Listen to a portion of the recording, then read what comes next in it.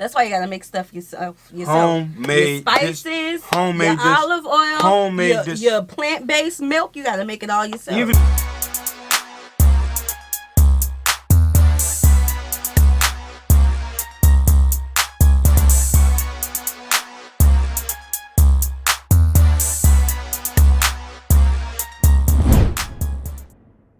What's good, y'all? It's the Demouchets REACT, and we're back with another video. Who we got today, C? Today we're back with another American reaction. Let's talk about it. Super excited about this video, guys. If you're new to us and we're new to you, make sure you scroll down, hit that subscribe button, and turn on the post notification bell because we're on the road to 100K. And we cannot get there without you guys, all right? Join the family. Without further ado, let's get into the video. Okay, so you think this is olive oil, right? I wonder if it's gonna be like a well, maybe comparison some of video. it is, but this is actually a classic example of food fraud. The extra virgin olive oils are being switched out with cheap ones. And fraudulent to sell something labeled as something else. Why is Was it the this FDA? FDA that's supposed to go check Parmesan that stuff cheese out? products do Why the not FD contain Yeah, any look. Parmesan cheese. So why the FDA allow stuff like this? I Food don't fraud. know. Like, why we selling stuff that can kill people? Because I surely paid my extra money for the high quality. Y'all stop. Olive Hey, oil. what is it? What is it? She didn't say whether if it was great value or not either. Not the great value. Not the great value, baby. You know, we got to get out of great value Not time the to great time. value. You see, sometimes. But I mean, if I'm paying extra money for good quality, I'm expecting some good quality. I ain't trying to swallow cardboard. Exactly. Stuff don't digest correctly, man. Nah. Not at all. My stomach hurts. Because there was no one brand that stood out as completely safe. Wow, so we can't eat anything. I guarantee you, anytime a product can be passed off as something more expensive, it will be. It's See, that simple. Larry, no. Counterfeits. Larry, that's the problem. It could be passed off as more expensive because they can trick people to thinking it's real food by putting it at a higher price by plagiarizing the dish. That's why you gotta make stuff yourself. Homemade your spices, homemade your dish, olive oil, homemade dish. your plant-based milk. You gotta make it all yourself. Even if you want some spicy mayonnaise, gotta make Can't it trust yourself. nobody. All that tartar sauce. Substitution, and mislabeling. Food fraud not only harms consumers' wallets, it puts their health and safety at risk. We might not know the overall impact of food fraud because so much of what fraudsters do is hidden from us and has been. No, the overall impact of food fraud is the #1 disease that's killing people today, and that's the heart. First, before the food gets into any other digestive part of the body, it has to pass by, you know what I'm saying, around the heart. I mean, and the heart is the main trachea that pumps the blood. So what's going in and out of it is heart disease. tainting our blood. Tainting the... Y'all don't got a little iron. Y'all got bad food in your system. For centuries. Some estimates say food fraud affects at least 1% of the global food industry, at a cost as high as $40 billion a year, according to the Food and Drug Administration. Grocery Manufacturers of America estimated that 10% of the commercially available food in the United States is adulterated. That's a lot. 1 in 10. It means if you're not on that 8-item or less checkout line, you've got something in your cart when you leave the supermarket that's probably bogus. Here's how and why fake food sits secretly in our kitchen cabinets. Makes my navel tickle. According to the FDA, food fraud is considered economically motivated adulteration, or EMA. It's a monetary impact to the consumer and to the food manufacturers, but it's also a potential public safety, public health impact. It robs us of nutrients and can kill people and has done. Larry, Remember the formula shortage? Tainted and what milk. was happening to the babies? Yeah. That was recent, actually. Yes. Poor mamas couldn't Within even the get last year. Yeah, they couldn't even get the formula off the counter because it was recalled. Yes.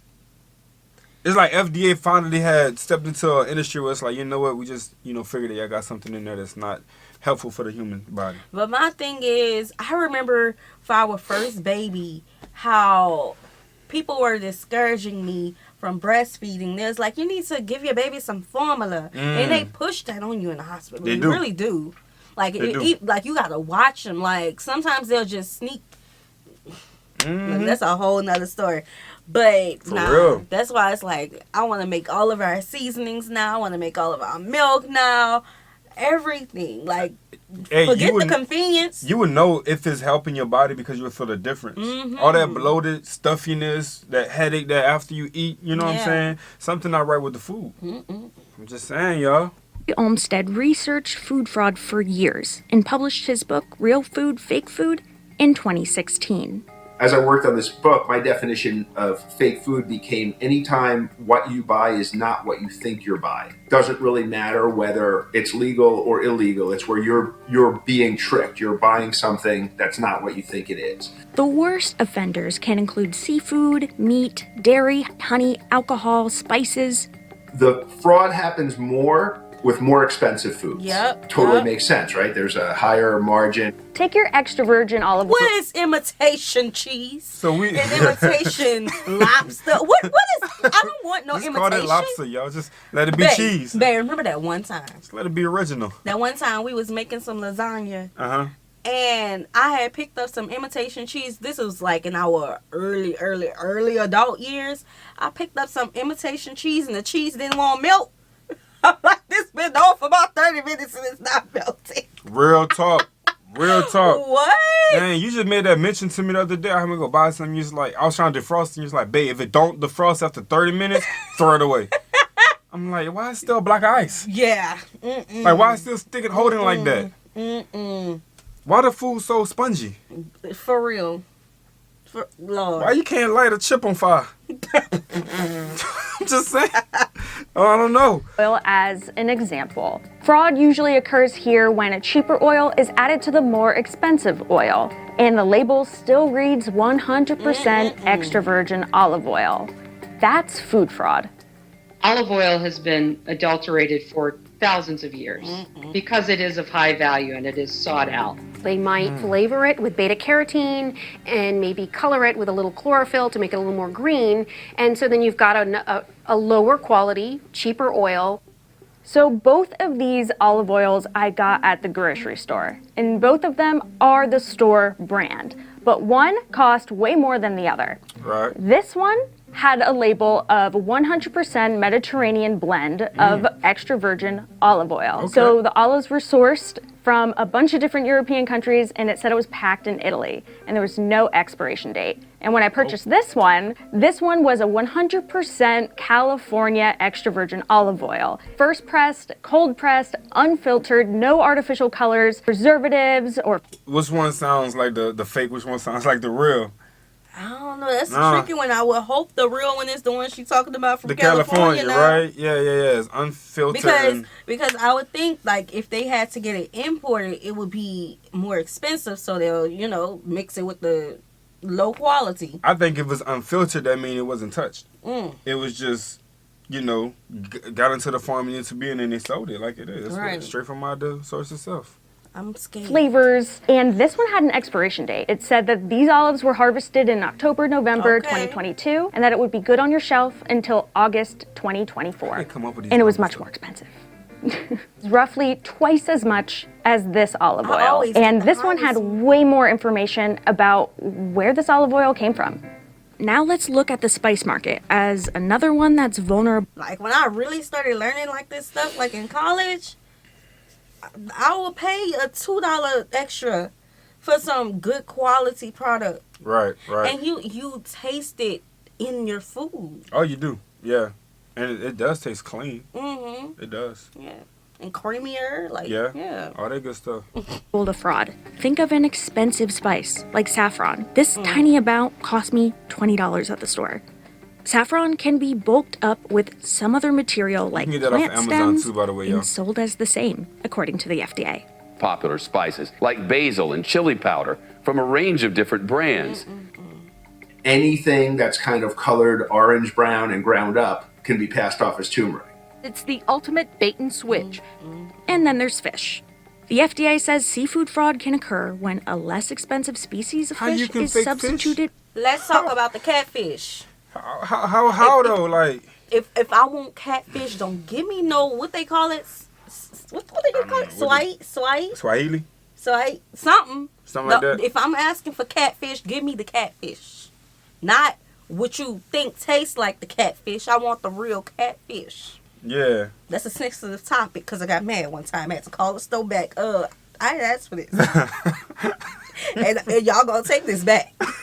And give me what I asked for. Man, how you can fake fish? For a more expensive species. After all, it's kind of hard to know what fish you're buying, right? If Not you're really. Hold up. experienced Wait a chef or minute. Wait a fishmonger, minute. you can't. Look, food is a sensitive topic. Shout out to all the butchers, man, because y'all getting your stuff straight from the source itself and y'all pack it and ship it like that. You feel me? But you got some people who say this was farm raised, and in the process of raising them, they have all these things that they passing, and I don't know. I could be wrong. And then another thing, like, I've never agreed with buying seafood. Okay, so this varies, right? We're from Louisiana. Correct. So we have access to get majority of our seafood from Louisiana. If I'm a Louisiana native, I'm not going to get my food from overseas. It don't make sense. The Gulf and in other areas around Louisiana, it just don't make sense to me because seafood goes bad very quickly. So That's what are you doing to preserve label. that? Yeah, that's a long shipping label they got on there. Right, and think about the crawfish tails. When they purchase it from overseas, it stinks. You see, now it's getting touchy again. It stinks. It does. Yeah. But when you cook it and it says Gulf on it, the Gulf of Mexico on it, it doesn't stink. And it doesn't have that the little white little things that comes up with the other one.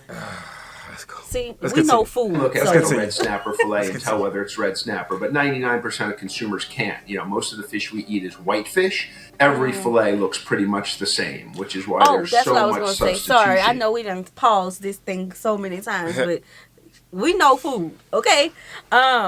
We're fortunate enough to know how things look because fishing is a big industry in Louisiana. It is. So if you're from a state where y'all don't really fish that much, you're more easily fooled by the food that you're buying. But us, baby, nah. Let me smell it. For real though. The FDA is mandated by law to inspect 2% of the imported seafood, which is, I think, a very, very low bar. In fact, the U.S. imports as much as 85% of its fish. But federal fisheries enforcement is serious business. Agents from NOAA and U.S. Customs tear open a container filled with frozen fish from Thailand. They're looking for fraud. First, it's important to understand the matrix that food fraud lives in. There's intentional and unintentional types of food risk. Unintentional risks include food safety and quality, like accidental foodborne illnesses. CDC estimates about 50 million people a year contract a foodborne illness. Only 20%, 1 in 5 of those can be identified. So there's 40 million people a year getting sick from something they ate that we don't know what it is. Yo, so what if the food that we've been eating from like these different restaurants isn't improper cooked food? It's just bad food, like. Ew. You know what? You know what did it for me with the fast food? I dealt with that. Yeah, remember that time we got sick together? I'm not gonna say the restaurant. Yeah, hey, but food poisoning is real, boy. Yeah, for real. It took that one news article. What happened? Because we were eating the food from this particular restaurant. And we don't eat fast food like that at all. But it just so happened that we was out and about. We needed something quick to eat. We picked up some food, and I like to read articles a lot. Yeah. I said, oh, my God. You said what? Oh, snap. I said, keep eating your food. I'm going to tell you after you eat. Because we was really hungry. Bro, that's cold. Food poisoning, any bad article about a restaurant, I don't eat there again. That remind me of that movie you was watching. Which one? A movie where a couple, their restaurant was doing bad, and then something about, I don't think I can say that on YouTube I don't think without you can say it. flagging us. What movie Never was mind. that? What? Never mind. That was a movie I was watching? Yeah, you was listening to like the recap of the movie. Oh, yeah, that's some scary stuff. Ew. Yeah, these industries can get real gruesome, y'all. But let's Stop continue. eating fast food. Yeah, that's it. That's all. A good guess would be that fraud has something to do with that. Then there's intentional. That's where food fraud is alongside food defense. The difference is fraud is motivated by economic gain, and defense is motivated by harm. If you have a ton of coffee and you can turn that into 1.2 tons by adding some cheap filler to it, you've just increased your profits by 20%. And a lot of these products pass through a lot of hands. They go from small growers to big trucks to tankers to boats to processing plants. It's not necessarily like this big company that's selling you coffee that's ripping you off. It can happen in a lot of ways along the way. Even the FDA says it can't estimate how often this fraud happens or its economic impact. Over the last 10 years, the most common fraud committed is lying about an animal's origin and dilution or substitution, both ranking at 16% of incidents recorded. Dilution and substitution are exactly what they sound like. Perhaps somewhere along the supply chain, the real expensive process of refining something like fresh olives is ignored. Maybe a little canola oil is added instead. Then there's the removal of value, when an ingredient or part of a food is intentionally left out, taken out, or substituted altogether. And that substitute can be a non-food substance. That's the 14% of the recorded food fraud incidents using non-food substances. Man, that's just like the cereal we eat. You may have a box of cereal and they have all different colors, which may identify as different flavors, but it's all one flavor. It's just different food dyes on each cereal. Yeah, it's like when they cut off the parts of the meat that, you know, the diseases and all that. Oh, God. This just makes me, baby, look. I'm going to have to go find me a cow. We'll get a farm, y'all. We're going to get a farm, y'all. We're going to go get a farm. We're going to go ahead and get us a farm, and we're going to invest into our own yeah, I feel like grocery store. Yeah. We're going to do that for y'all. I feel like we're good with our spices. You know, starting to get into the bread, starting to get into the milk. We're good with a lot of things, but baby, I think we're going to have to go get a cow. I think I got a cabbage growing and a bell pepper somewhere. Yeah, we're going to have to go do that. Yeah. So, the pandemic has given us a chance to focus on supply chains and forced us to. For example, during the pandemic, labeling fraud... You know where we live? The FDA didn't do no health reports for 2 years because of the pandemic. No more fast food. Hold up, wait a minute. Because look, you can't come out here and talk about no more fast food. We don't like fast food like that. But a restaurant, like our favorite restaurants, we rock with them. Man, it has to be a long day for me to say, you know what, I'm about to go make that pickup real quick. But we cook a lot, so we if we don't like, have again, to worry about that. If it's a long day, then I'm pulling up, and yeah, we all about to eat something. So that's my thing. So what do y'all do? Like, do y'all pack a lunch like every single day? Like, let's say if you're in a car a lot. Like, do you pack a lunch like every day? Now, I know for the kids we do that. I guess we'll just have to start acting like we're a kid. Just pack a lunch every day. I guess so, then see. Really spiked in 2021 to 21% of the types of fraud that were committed and recorded. You know, if we knew all about it, why hasn't it been solved? The key was we weren't focusing on prevention. Food fraud prevention, if we do it right, is boring. We're the fire marshal checking exits and smoke alarms, not catching the bad guys. The U.S. has laws in place to ensure food safety. That's part of what the FDA does today. Basically, all food fraud, all product fraud is illegal under one law or another, somehow. Before the FDA existed, manufacturers could add basically whatever they wanted into the food. Think of Upton Sinclair's The Jungle. That book was published in 1906. That same year, food safety regulation began with the Meat Inspection Act and the Pure Food and Drugs Act, which outlawed adulterated and misbranded food items. To protect consumers, this ultimately led to the creation of the FDA. the Food and Drug Administration and the... Since then, laws have hit the books to further food safety protocols, like the Food Safety Modernization Act signed into law in 2011. And then horse meat hit. The fraud was on a grand scale. Horse meat was blended into beef in the UK, across Europe. And sold to unsuspecting supermarkets for a period of 8 months in 2012. The scandal was exposed. And that was a great wake-up call. Some companies purposely mislead on labels. We eating the donkey? Man, hey, I mean, again, that's... everything is meat to some extent, but Lord, a horse and a donkey and all that, you know what I'm saying? Like they Please tell me it wasn't the turkey too. The turkey? The turkey? Oh, the turkey meat? Yes. We like turkey meat. I know. Crazy. I hope they wasn't filling the turkey meat with this. Come on, man. The turkey meat is too, yeah. Oh, yeah, we going to find us a farmer. But they was really psyching people out like that to the point where they was sliding horse meat as ground beef. Y'all trying to make... What else y'all was doing? And how they get away for that long? Like, I guess the FDA has a period before they come in and out. You know what I'm saying? But, yo, that's a wild. That's a good period. Why y'all was slaughtering the horses? Oh, my God. Yeah. Oh. Prosecuting the fraudsters committing the crime can be tricky. After all, they're purposely trying to avoid that detection. But criminals are caught. Like in 2016. Product labeled Market Pantry 100% Parmesan contained cheaper Swiss and cheddar cheese and an organic filler called cellulose, which can be derived from wood pulp. Castle Cheese was caught adding wood pulp and cheddar to its grated Parmesan that they sold as 100% Parmesan cheese. The FDA does allow fillers like cellulose in cheese, but it can only make up 4% of the total ingredients. The president of the company got a $5,000 fine, 200 hours of community service, and 3 years of probation. For its part, the Food and Drug Administration says its job is to make sure food doesn't hurt you, not to police the labels. I got no comment Fraud for that. is tough for the consumer in terms of food because it's difficult. They don't have a lab in their kitchen. The Food Fraud Prevention Think Tank has a 5-question survey consumers can use when shopping for food. 1. What type of product is it? Be aware of product that you put on you, in you, or plug in the wall.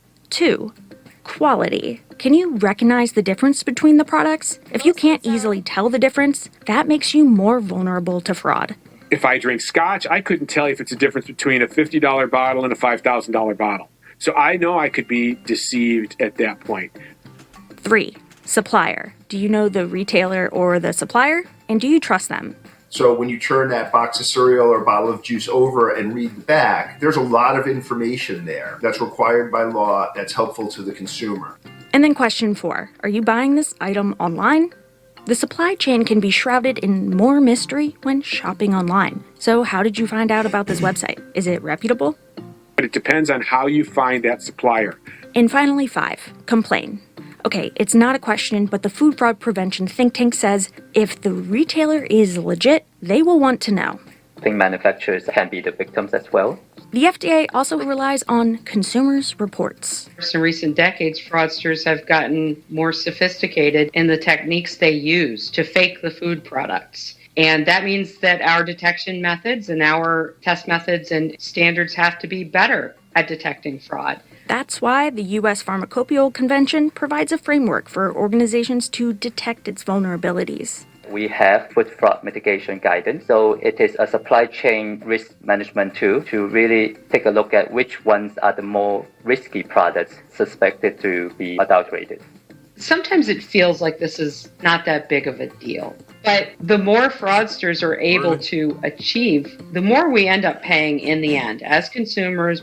These cases rarely result in criminal penalties. If you want to be like a drug dealer and import heroin and you get arrested on a large scale, you're going to go to jail. But if you can make $80 million importing adulterated honey and then you're going to get a slap on the wrist and some fines, why wouldn't you do food instead of drugs if there's no basically criminal downside to it? So as long as we don't take it seriously, why should the perpetrators take it seriously? What we want is the food industry just to be focused on making food and not have to worry about looking over our shoulder, checking different suppliers. And that's going to impact more food being produced, better food, safer food, less expensive food. There's plenty of things for us to worry about in the world today, and food fraud should not be one of those. My whole thing is, and I could be wrong, but let me know as well. See, I'll put this in the comment section. Okay, so anything that let's get straight to the point. How can we have seedless fruit? Exactly. Like, ain't it supposed to also be able to be give back? You know what I'm saying? Like, yes. It should be natural. Yeah, it's supposed to have the same thing that was was made of it. Like, and another thing would be like irking my nerves when I see it in the store. We take convenience a little bit too far sometimes. Cause why the avocado need to be peeled and put in a sealed bag? Like, come on, I understand. They're really touching your food for real. Yes, like I understand sometimes, like with the mixed vegetables, they'll put it in the bag, in the frozen produce section. I understand that, but an avocado, come on. Bro, and they be having some other things too. Few things. Like a banana. If you peel a banana, it starts turning brown fast, right? Right. Why are we slicing that up and putting it in a bag? Like, how y'all get your food to last so long? Like, I think we did a video on that, how they get the food to last so long. There's something they put in it. Like, they have the color transformation. It's a whole lot, y'all. Just be mindful of what you're eating. And if you're one of those, man, go ahead and, get you some dirt and grow your stuff. You feel me? Yeah. So. I'm ready to buy our house so we can have our fruit trees. Gonna have a lot. All right. So we hope you guys enjoyed this video with us. Like this video, subscribe, turn on the post notification bell. We have enabled our super thanks if you like support the channel that way, as well as our join feature to become a VIP member of the channel. Send in your reaction request to our description box below. We'll see you soon. Peace.